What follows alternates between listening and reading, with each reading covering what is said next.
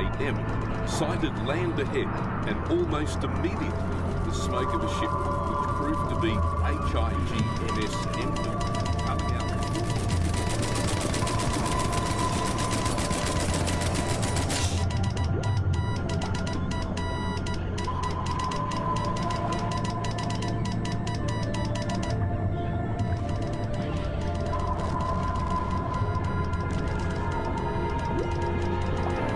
Warrnambool has a great, really rich history when it comes to military. But to have a vessel named after a city is a huge. Welcome to our special Anzac Day feature. First in, last out, the silent Anzacs. When a lot of us reflect on this day every year, we remember the images of young men scrambling off boats onto the shores of ANZAC Cove on Sunday, April 25th, 1915. I was the same until I found out there was a whole other side to this story, and it started almost 12 months before the Gallipoli Landings, and in some instances was taking place at the same time as those brave men were landing on Gallipoli. This side of the ANZAC story belongs to the actions of the Royal Australian Navy in the early stages of World War I, which quite literally resulted in the ANZAC Story as we know it now. Warrnambool also has its own significant chapter, not during the First World War, but in the months after the Second World War, and again, many years after that. I hope, like me, that after watching this feature, you too will have a new appreciation of the significance of ANZAC Day and the contribution of the Australian Navy from its inception to the present day.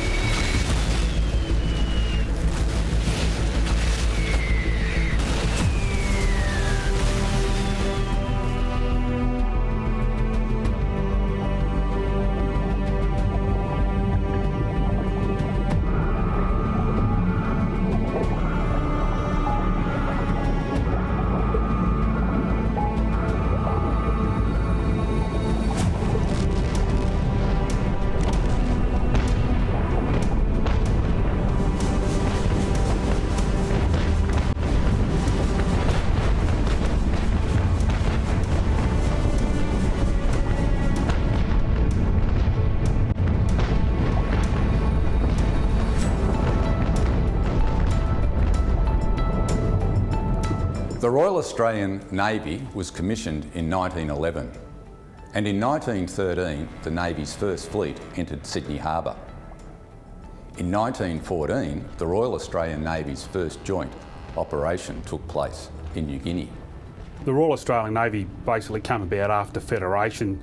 Before Federation, you had individual colonies, and each colony had their own land forces and army, and a couple of the colonies had their own ships. The British Empire was huge, and they wanted to make sure that their sea lanes and areas of maritime operation were kept secure. The Navy, in its current form as being the Royal Australian Navy, was very, very young. When the outbreak of World War I happened in 1914, they were called upon to defend the British Empire's interests as well as Australia's, and they did end up fighting against the Germans, and there was action before Gallipoli. It was during this operation that Australia lost its first of many thousands of lives during World War I. He was a sailor, his name, Seaman William Williams, one of 25 Royal Australian Navy soldiers tasked to neutralise and seize German territories in the Pacific. These men were a volunteer force, known as the Australian Naval and Military Expeditionary Force. They were hastily trained and deployed and were responsible for Australia's first major World War I victory. Unfortunately, there was another person killed. He was a doctor. They used to wear a red cross on their arm, and he was tending to the wounds of Able Seaman Williams. He gave his Red Cross armband to a stretcher bearer to take out Able Seaman Williams, and unfortunately he was shot. It was a fierce, what they call a skirmish. People died and people were wounded, but it was sort of overshadowed through later events during World War I. Sadly, 6 Australians died in the conflict. That was the September before the Gallipoli Landings. It was Australia's first joint operation.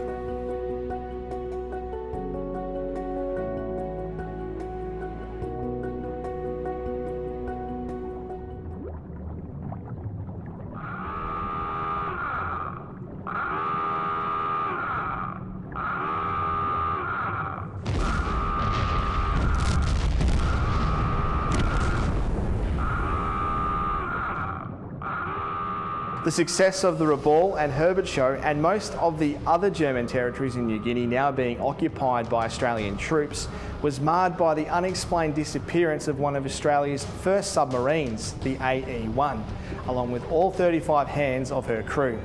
The AE-1 and AE-2 were Australia's first commissioned submarines. They arrived in Sydney from Portsmouth after 60 days voyage at sea, which was a record for submarines at that time.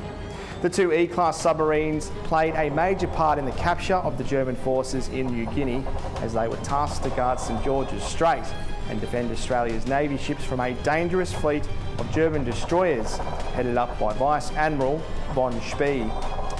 On September 14, 1914, the AE-1 disappeared without a trace, becoming one of Australia's most enduring naval mysteries. The AE-1 was part of the naval squadron that rallied around and sailed towards New Guinea for that first purpose of capturing the German stations there. It went down with all hands. It was catastrophic. No one knew what happened to it. To lose a whole ship and a crew is like losing a battalion. It's like devastating. You've lost that asset of the vessel, but more importantly, the whole crew. Submarines are quite unique where they have that ability to be sneaky and hidden. Most of the time you'd probably know about a submarine when you either were hit from a torpedo or you'd see the wake of a torpedo. Yeah, that was huge. And again, in your basic training, you talk about and you learn about that history and you really do reflect on it. What would it mean to lose a whole submarine? It's something that I think is very hard to fathom in the modern age where, things are very different. Those first few weeks of submarine training, they go right back to the very first submarines and then move through those AE-1 and AE-2 times, especially because of the Australian links to them. So very different to how we do things, but without a doubt, important history. So the fact that we've lost the submarine meant that we weren't able to disrupt the Germans as much as what we could have, but it was a big wake-up call in the fact that we did lose a complete vessel and its crew. It would have been a wake-up call to not only the Admiralty, but also to the people planning the troop transports on their way to Egypt.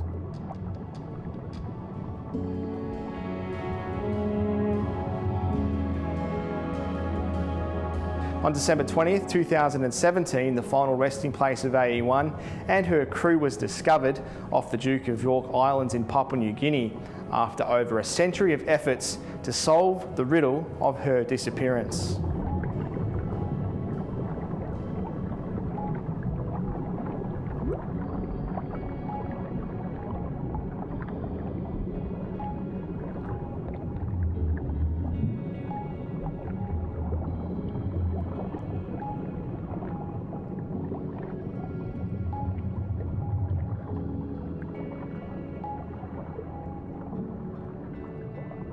Kind of information that submarines can provide during those early phases is invaluable for the later follow-on forces, whether they be beach landings or whatever the naval operations are. Submarines are there to send that information back and in many cases and ideally never be seen and never even be known that they were there. The movie that we watched as young submariners was Das Boot, which is a German movie based on the German U-boat, so obviously very different side of the coin here. But that movie brought to life how hard life can be on a submarine, how perilous it is, the cat and mouse aspect. And although it's a German story, as submariners, you really do share what you do across many nations. So yeah, we didn't know what we were getting in for. And I think that's a lot of what these sailors were like as well. They got in there and did what had to be done.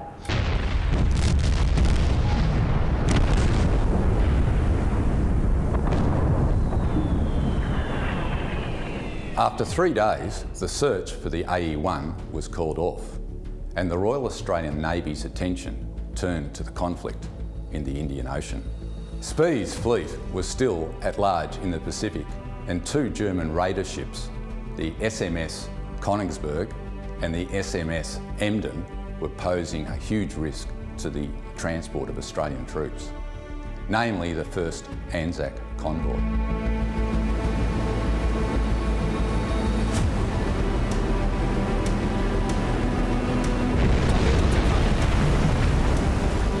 They're constantly on watch the whole time, and again, they didn't have the radar technology that we have. They didn't have the ability to communicate over long distances like we have today. So a lot of their communication will be done by semaphore, which is flags, or with the Aldous lamp, and so they have to be within view unless there were other means to send a signal. So when they got a signal, they had to sort of act on it straight away, because they could lose where the enemy is. They can't look at it in real time and go, the enemy's moving this way or that way. The problems that they would have had, they've got to protect these troop ships, which they'd be more important than protecting another naval ship. The troop transports, the Navy would sacrifice themselves to save that troop transport. So the role they played, even though it's not a glorious one, but it's a pretty important one. It could have been, as I said before, absolute catastrophe if we lost a ship, a troop transport. And if the Emden was allowed to keep raiding in that area, it possibly could have happened.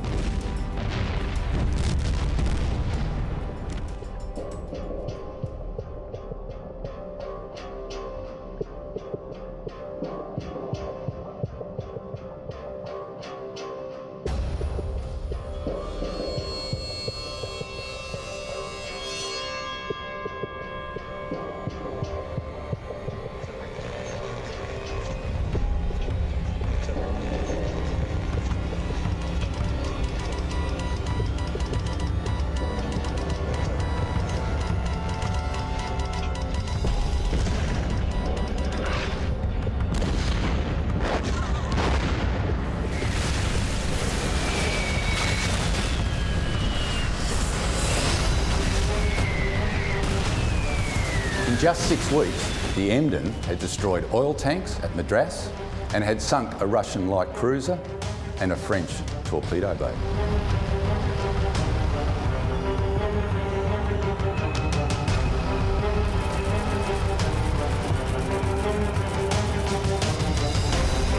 pretty famous, all right, the Sydney Emden.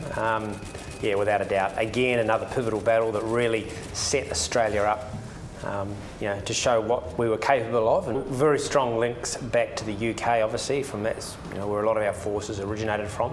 But it's times like that that really showed the Australian independence and started forming a name for ourselves, and then New Zealand to a degree as well, started forming our names for ourselves in our own navies as those conflicts started coming a lot closer to home and moving down towards Australia.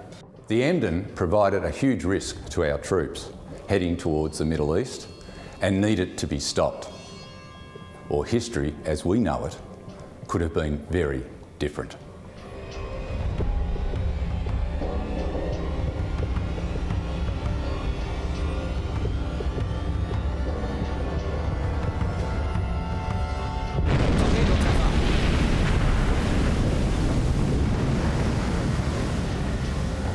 Sir, I have the honour to report that whilst on escort duty with the convoy under the charge of Captain Silver, HMAS Melbourne, at 6:30 a.m. on Monday, the 9th of November, a wireless message from COCUS was heard reporting that a foreign ship was off the entrance. I was ordered to raise steam for full speed at 7 a.m. and proceeded thither. I worked up to 20 knots and at 9:15 a.m. sighted land ahead and almost immediately the smoke of a ship, which proved to be HIGMS Emden, coming out towards me at a great rate. The Sydney and the Emden were in a what they call a gun battle, so there was no torpedoes involved as from a submarine. They knew that each other was in the area.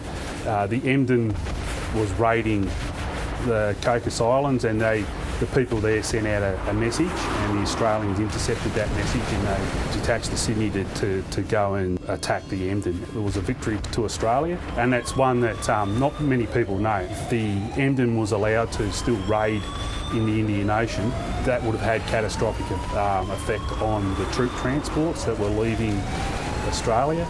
These ships that were converted to troop transports, and they'd have the term Her Majesty's Australian troop ship, full of soldiers en route to Egypt for training. I kept my distance as much as possible to obtain the advantage of my guns. Her fire was very accurate and rapid to begin with, but seemed to slacken very quickly, all casualties occurring in this ship almost immediately. First, the foremost funnel of her went. Secondly, the foremast, and she was badly on fire aft. Then the second funnel went, and lastly the third funnel, and I saw her making for the beach on North Keeling Island. She was grounded at 11:20 a.m. I gave her 2 more broadsides and left her to pursue a merchant ship which had come up during the action. I have the honour to be, Sir, your obedient servant, John C.T. Glossop, Captain.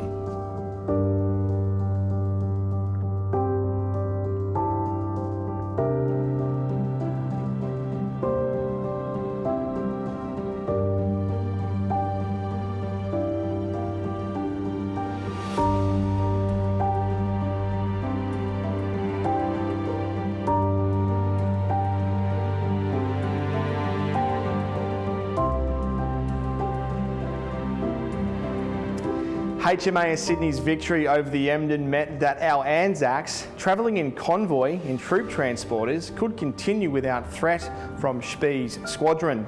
The battle went down in history as Australia's first and decisive naval engagement, and if the Sydney hadn't detached to investigate distress signals indicating an enemy warship was close, it's believed the loss of life within the first ANZAC convoy could have been catastrophic.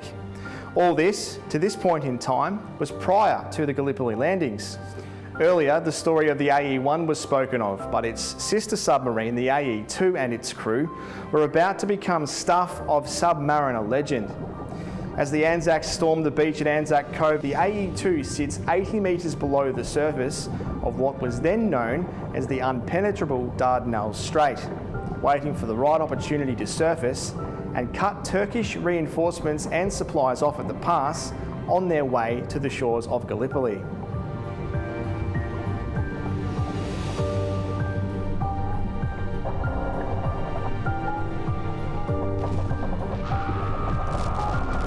I'm like everyone else. I think of Anzac Day.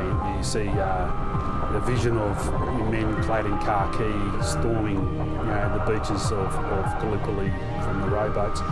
But what people don't really understand is the Gallipoli campaign was initially a naval campaign, and it was a failed naval campaign on the part of the British and the French. They tried to penetrate the Straits of the Dardanelles unsuccessfully, and history for thousands of years have always made it almost an impossible task to win in that area. The Turks had gun emplacements that were mobile. They also had forts that could fire into the strait, and the British and the French suffered some heavy losses. The second submarine, HMAS AE2, that was tasked with penetrating the Straits of the Dardanelles prior to the actual landing at Gallipoli, and they were given the orders to run amok. I mean, the images of people storming the beach, but on the other side of that, there's submarines, and the objective of a submarine is in many cases for you never to know that they were even there. So the Dardanelles was a very tricky body of water, very shallow in places.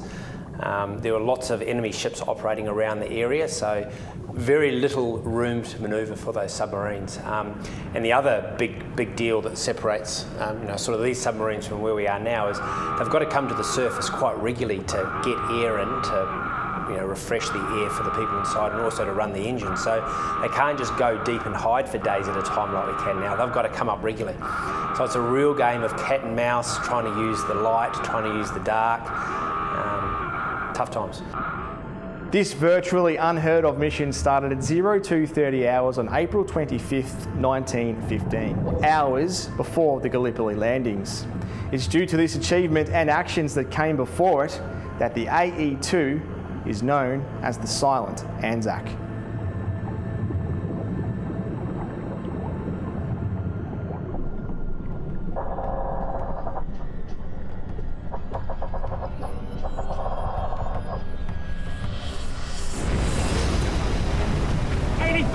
Blow main ballast. Blow main ballast. Hand holder. 100 feet. Reverse engine. Full astern. With the AE2 now identified inside the Dardanelles, attention is diverted away from the massive invasion forces about to land on Gallipoli. Every ship inside the Dardanelles is now on high alert. All of its defences are focused on finding this single Australian submarine. Engine room's been hit, sir. The hole's above the waterline. Can we go? Impossible, sir. No control.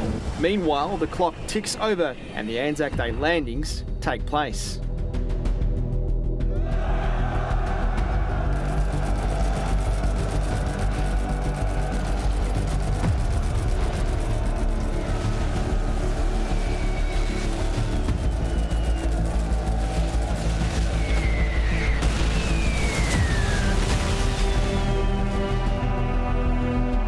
The AE2 survived for a few days. They engaged the enemy a few times. They sunk a ship. They were attacked on several occasions. As I said before, they actually have to surface so they can breathe and generate electricity for their batteries. When they do that, they tell the enemy where they are. So they were attacked on the last occasion they were being shot at. They've dived, and unfortunately they ran aground and they scuttled the AE2s. All the sailors were captured 3 or 4 days after the initial entrance into the Dardanelles, but they did run amok, they did do their job, and the fact that they actually penetrated the straits was a feat in itself. Whilst the beach landings were taking place, the AE2 was running amok. So it was prior to anyone stepping foot ashore, so hence the term the Navy were the very first into Gallipoli. On August the 7th, 1915, some 4 months later, a specialist unit, known as the 1st Australian Naval Bridging Train, manned by members of the Royal Naval Reserve, landed at Suvla Bay, north of ANZAC Cove, and named the camp Kangaroo Beach. The unit was made up of 300 reservists, 50 of which served in the New Guinea campaign.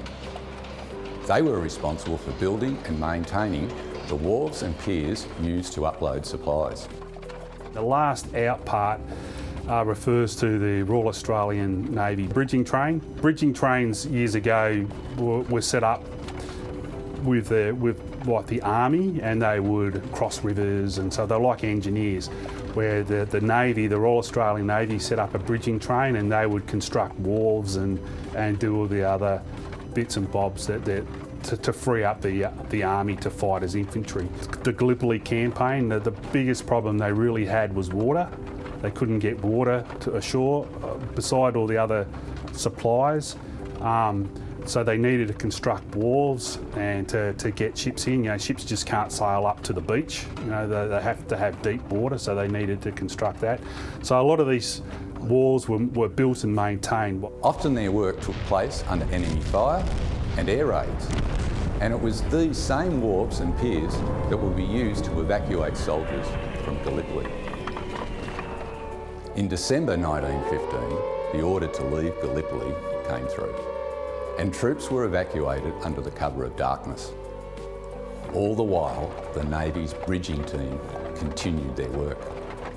While the majority of the bridging team were evacuated between December 16th and 17th, 1915, a group of 50 remained to maintain the wharf.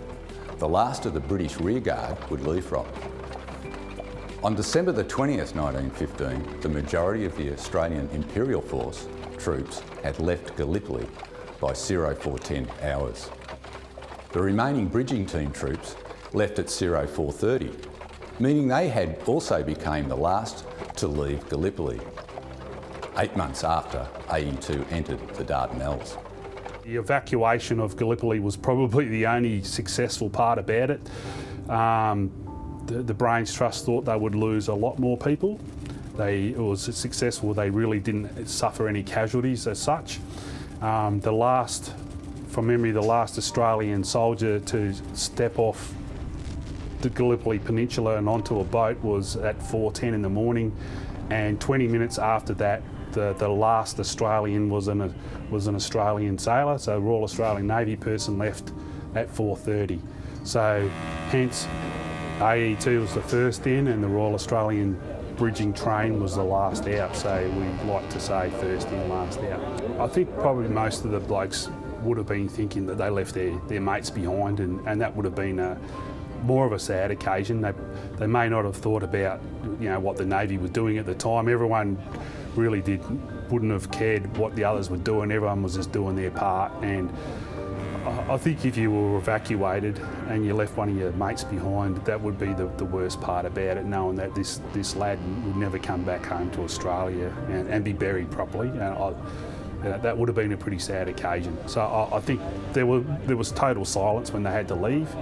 You know, they didn't telegraph to the Turks that were leaving. They deceived the Turks into thinking that they were still on the peninsula. And that's why the campaign the withdrawal, was so successful as opposed to a failed campaign.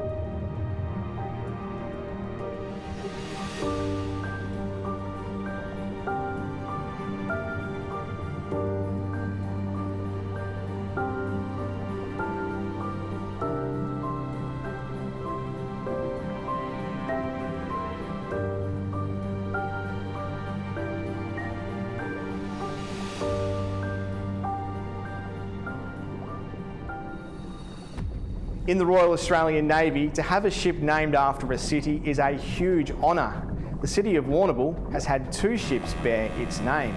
The HMAS Warrnambool 1, or J202, was one of 60 Australian minesweeper vessels known as corvettes, and in her 7 years of service, her accomplishments and place in Australian war history is something that I, as a Warrnambool local, and the Warrnambool community, and in fact our nation, should be both aware of and proud to commemorate.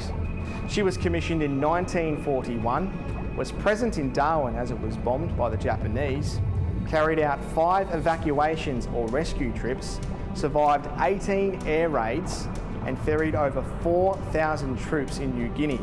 That was all in her first year of service. The Navy just don't come up with names for ships willy-nilly. There's a lot of thought goes into it, and so Warrnambool, the city of Warrnambool, has been honoured to have 2 vessels. The Corvette during World War II has an esteemed history when it comes to action. On the 27th of April 1943, the US freighter called the Lydia M. Child was coming from San Francisco. It was coming to Australia. It was bringing what they call lend-lease or war supplies, and it was sunk by a Japanese submarine off the coast of Newcastle, Australia. The Warrnambool, HMAS Warrnambool 1, the Corvette, and another Corvette, the Deloraine, rescued all the seamen. From my understanding, that none of them were killed. One of the American sailors, a man by the name of Stevenson, he painted the painting that we have up here on display of the Warrnambool, and it sort of depicts the rescue in progress. And it is an amazing painting, and it's just an amazing story in itself, that here's this little Corvette that's bearing the namesake of Warrnambool, has saved an American lad, you know, who's probably his very first time to Australia. He gets sunk by a Japanese submarine, and as a result of that, his life was saved, and he was an artist, and a pretty good artist as well. So that's a very treasured painting that we have here.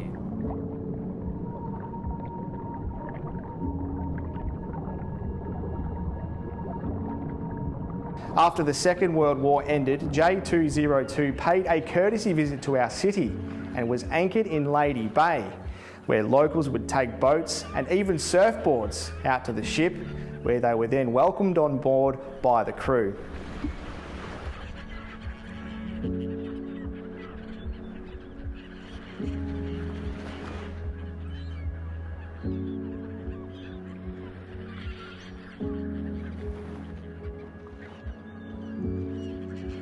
Yes, we sat on it. We were down there one day and happened to be in, and we got on it. Yeah. Oh, well, that's a big thrill to think that you could sit on the Warrnambool. We went down to see it and got on it. You were proud because of Warrnambool. Warrnambool has a great, really rich history when it comes to military. But to have a vessel named after a city is a huge honour. It's not something that every city has that honour, but the fact that we've had 2 just doubles it. After this visit, Warrnambool and her crew embarked on her final mission as part of the 20th Minesweeping Flotilla, tasked to clean up sea mines from the war.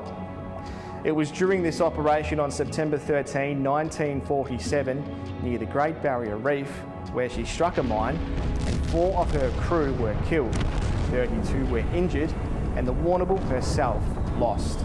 During the course of having to clear these mines, it was struck by a mine. 2 sailors were killed instantly, and another 2 died of their wounds.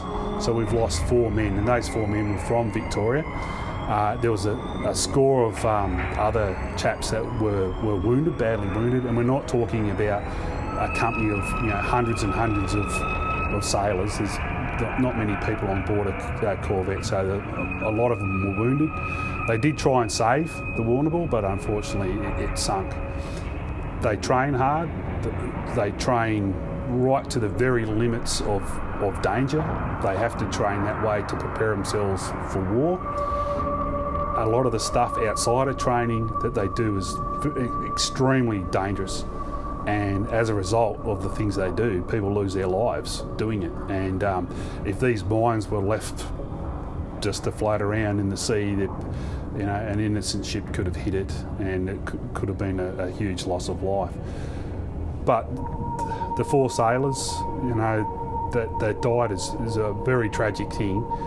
but they really died because of something that happened during World War II, but it happened 2 years later.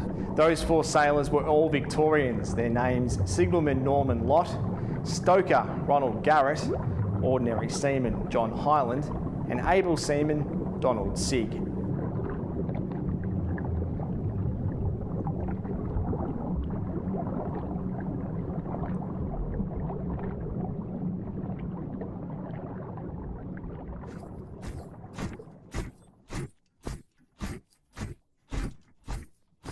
Once the jolly swagsmen camped by a billabong under the shade of a coolabah tree, and he sang as he watched and waited. History shows that the efforts of the Royal Australian Navy, their exploits, achievements and losses during war and in times of peace have often been overlooked.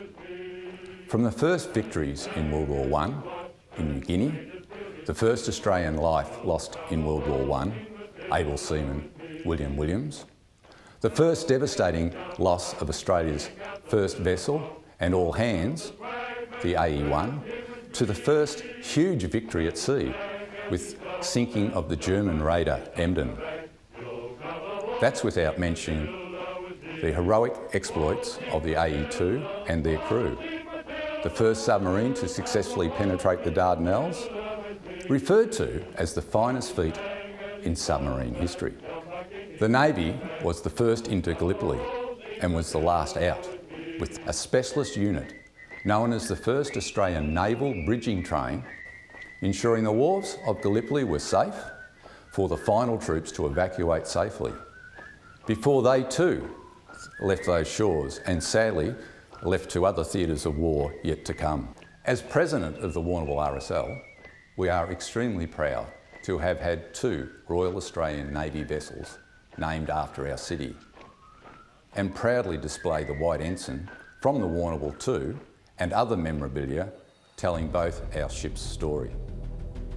It's these stories, this proud history, that still inspires our Defence Force services and personnel today, both locally in Warrnambool and all around our nation.